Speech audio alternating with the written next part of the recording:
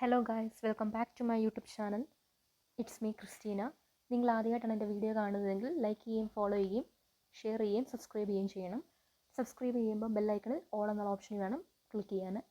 എന്നാൽ മാത്രമേ ഞാനിടുന്ന വീഡിയോസിൻ്റെ നോട്ടിഫിക്കേഷൻസ് എല്ലാം നിങ്ങൾക്ക് കറക്റ്റായിട്ട് കിട്ടുകയുള്ളൂ.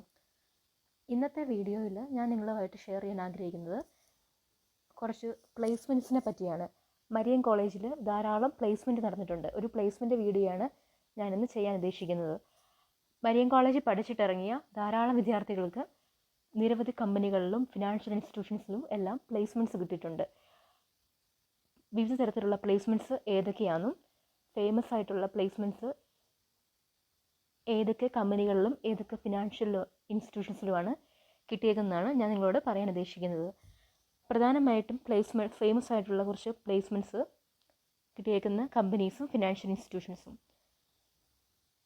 KPMG, Tata, guide house, Asianet, Federal Bank, ESAF Bank, South Indian bank,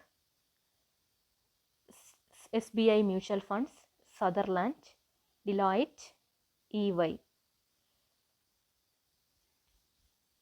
ഇത്രയും കമ്പനീസാണ് പ്രധാനമായിട്ടുള്ള പ്ലേസ്മെൻറ്റ്സിന് ഫേമസ് ആയിട്ടുള്ള കുറച്ച് കമ്പനീസും ഫിനാൻഷ്യൽ ഇൻസ്റ്റിറ്റ്യൂഷൻസും.